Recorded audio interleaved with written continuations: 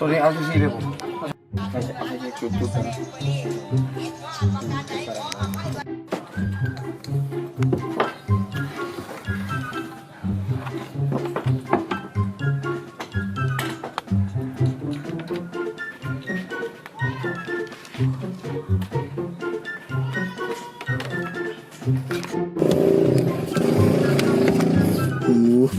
เท่ป้าบนมือนี่เอง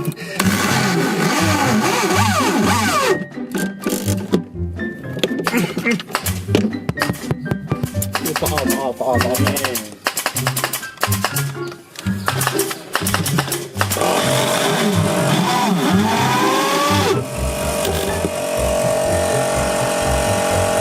ซุปแอนนะปูขนาดได้ไหมปู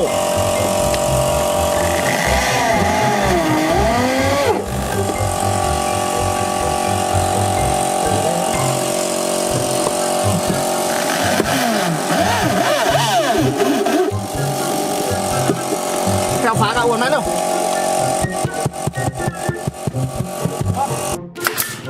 แม่ตุ้มเนี่ยมาตู้น้ำเลยหมดได้ทุกคนเลยตัวนี้ผมก็ว่าเราเป็นจังหวัดฟังนุ่มเลยให้ฟังไม่ฟัง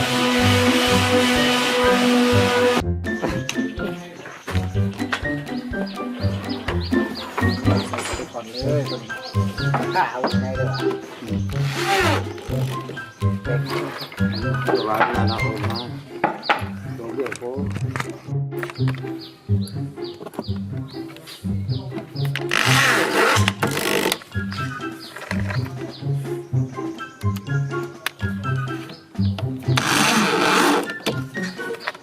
เสื่อมบรรทุกตรงนี้มันจะทิศมันหน่อยนึงทานไปขายน้ำแข็งก็ได้นะหรือว่าเป็นตาดังดีเพราะว่าเม็ด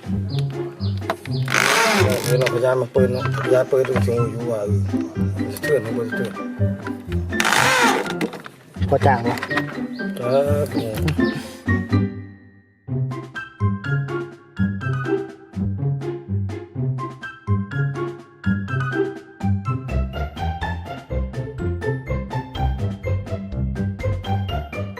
ปลายตัวพ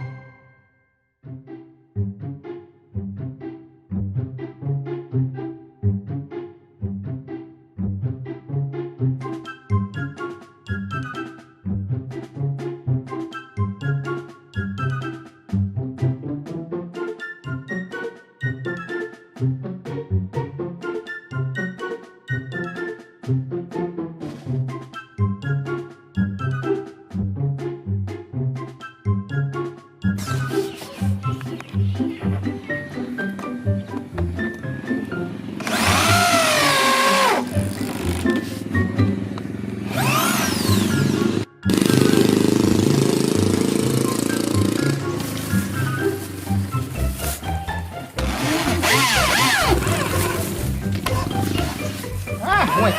จะไปใช้ดูนี่ก็ยืนหายจับแล้วเวียงกับปลาเลยมันเก็บปลาไปเลยว่าเป็นยังไง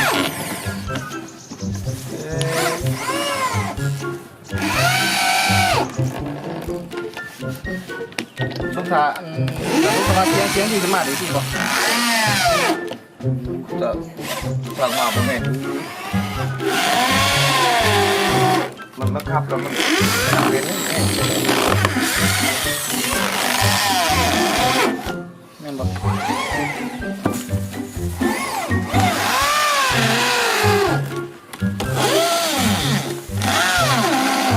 การเดิน อเป็นไงเฮ็ดบ้าผมเคยลงก็ถือ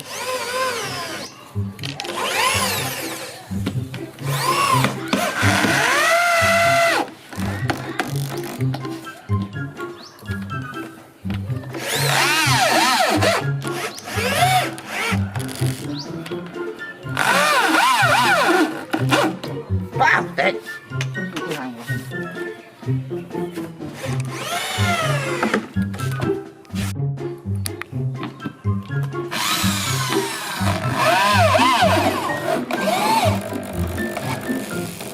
ไปลูกเอาปลาเงาด้วยโอเค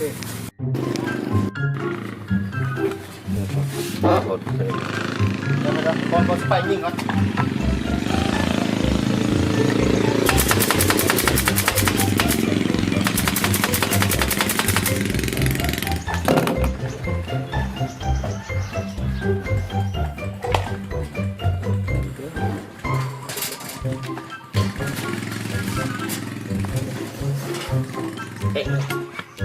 ก็เห็นยังอยู่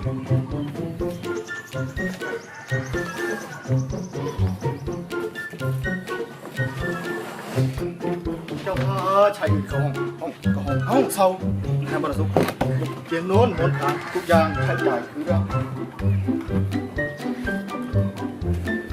ประตูห้องเดามีดองดาวดองดูยิงดันต้องดูเรื่องดันดูหนึ่งดันที่ดองดาวเดือเรื่องอันนี้ไม่ได้หรอเดี๋ยวดูสั่นไม่มีข้อแม่ตั้งแต่เริ่มต้นตัวสวรรค์ไปนำประมาณน้อยวันไงตัวสายไปนำหนึ่งโอ้ตัวน้อยผมหน่อยได้มาสายไปนำหนึ่งสายดำโอเคไปเลยจะเก็บ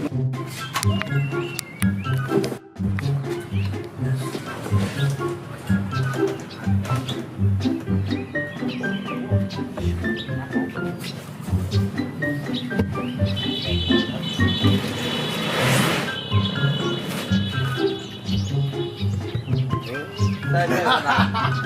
นี่ทำงานแข่งอีกแล้ว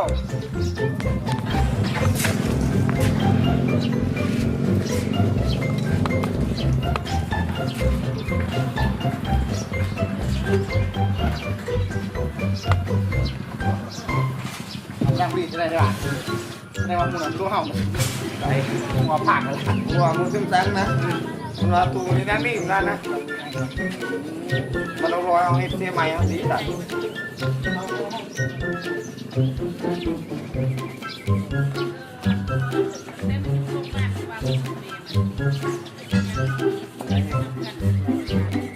น้อยแห้งว่าบางอย่าง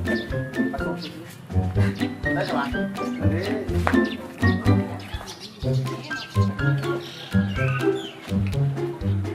มีร้านมาเป็นมันก็มีตามมันมีข้าวข้าวข้าวหม้อข้าวไปมึงแพงเอ้ยเขาให้งอไปบุ้งจิ้มซะเนี่ย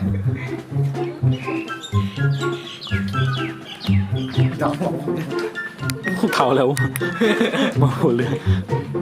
โอ้ย